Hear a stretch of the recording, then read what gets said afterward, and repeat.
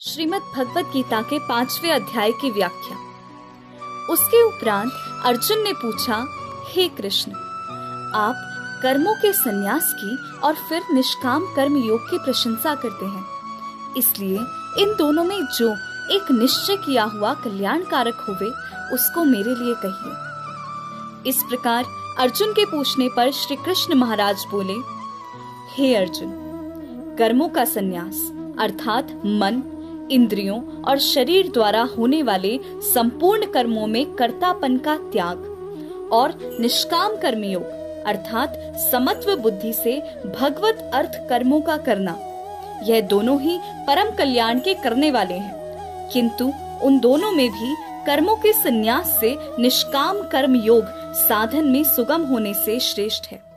इसलिए हे अर्जुन, जो पुरुष न किसी से द्वेष करता है और न किसी की आकांक्षा करता है, वह निष्काम कर्मयोगी सदा सन्यासी ही समझने योग्य है,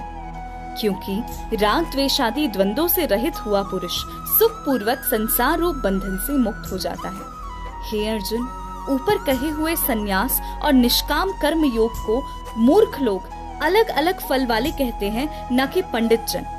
क्योंकि दोनों में से एक में भी अच्छे प्रकार स्थित हुआ पुरुष दोनों के फलस्वरूप परमात्मा को प्राप्त होता है।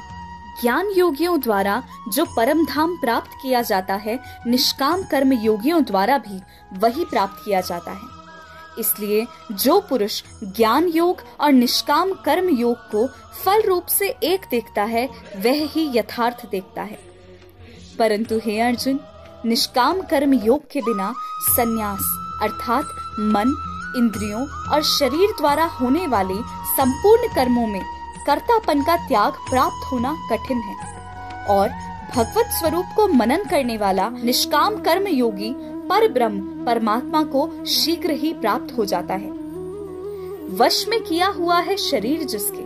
ऐसा जितेंद्रिय और विशुद्ध अंतःकरण वाला एवं संपूर्ण प्राणियों के आत्मरूप परमात्मा में एक ही भाव हुआ निष्काम कर्म योगी कर्म करता हुआ भी लिपायमान नहीं होता।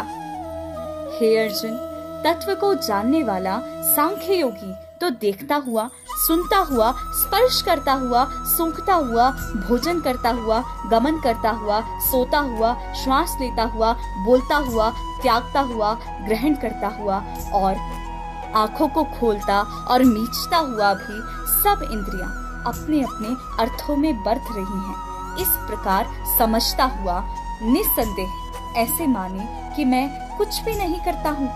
परंतु हे अर्जुन, देहाभिमानियों द्वारा यह साधन होना कठिन है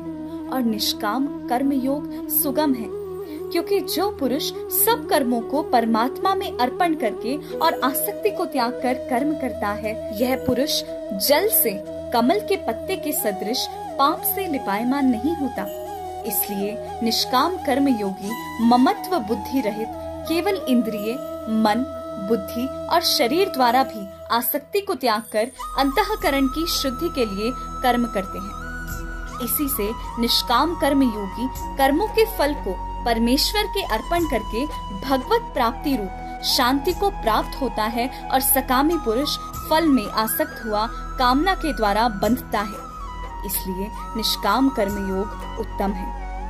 हे अर्जुन, वश में है अंतःकरण जिसके, ऐसा सांख्य योग का आचरण करने वाला पुरुष तो निस्संदेह न करता हुआ और न करवाता हुआ 9 द्वारों वाले शरीर रूप घर में सब कर्मों को मन से त्याग कर अर्थात इंद्रियों के अर्थ में बरतती हैं, ऐसा मानता हुआ आनंद पूर्वक सच्चिदानंद घन परमात्मा के स्वरूप में स्थित रहता है।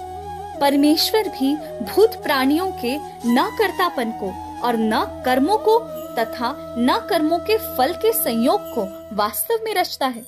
किंतु परमात्मा के सकाश से प्रकृति ही बरतती है तथा गुण ही गुणों में बरतते हैं।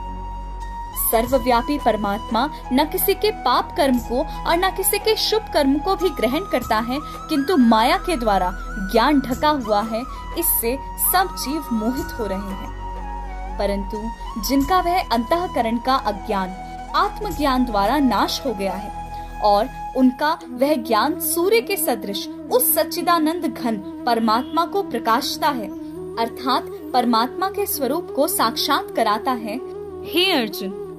तद्रूप है बुद्धि जिनकी और तद्रूप है मन जिनका, और उस सच्चिदानंद घन परमात्मा में ही है निरंतर एक ही भाव से स्थिति जिनकी, ऐसे तत्परायण पुरुष ज्ञान के द्वारा पाप रहित हुए अपुनरावृत्ति को अर्थात परम गति को प्राप्त होते हैं। ऐसे वे ज्ञानी जन विद्या और विनय युक्त ब्राह्मण में तथा गौ, हाथी, कुत्ते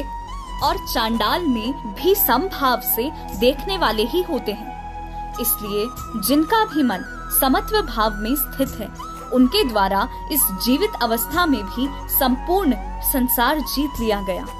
अर्थात वे जीते हुए ही संसार से मुक्त हैं, क्योंकि सच्चिदानंद घन परमात्मा निर्दोष और सम है। इससे वे सच्चिदानंद घन परमात्मा में ही स्थित हैं। जो पुरुष प्रिय को अर्थात जिसको लोग प्रिय समझते हैं उसको प्राप्त होकर हर्षित नहीं हो, और अप्रिय को अर्थात जिसको लोग अप्रिय समझते हैं उसको प्राप्त होकर उद्वेगवान न हो, ऐसा स्थिर बुद्धि संशय रहित ब्रह्मवेता पुरुष सच्चिदानंद घन परम ब्रह्म परमात्मा में ही एक ही भाव से नित्य स्थित है। बाहर के विषयों में अर्थात सांसारिक भोगों में आसक्ति रहित अंतःकरण वाला पुरुष अंतःकरण में जो भगवत ध्यान जनित आनंद है उसको प्राप्त होता है, और वह पुरुष सच्चिदानंद घन पर ब्रह्म परमात्मा रूप योगी में एक ही भाव से स्थित हुआ अक्षय आनंद को अनुभव करता है। जो यह इंद्रिय तथा विषयों के संयोग से उत्पन्न होने वाले सब भोग हैं, वे यद्यपि विषयी पुरुषों को सुख रूप भासते हैं, तो भी निस्संदेह दुख के ही हेतु हैं और आदि अंत वाले अर्थात अनित्य हैं। इसलिए हे अर्जुन, बुद्धिमान विवेकी पुरुष उनमें नहीं रमता। जो मनुष्य शरीर के नाश होने से पहले ही काम और क्रोध से उत्पन्न हुए वेग को सहन करने में समर्थ है, अर्थात काम क्रोध को जिसने सदा के लिए जीत लिया है, वह मनुष्य इस लोक में योगी है और वही सुखी है। जो पुरुष निश्चय करके अंतरात्मा में ही सुख वाला है और आत्मा में ही आराम वाला है तथा जो आत्मा में ही ज्ञान वाला है,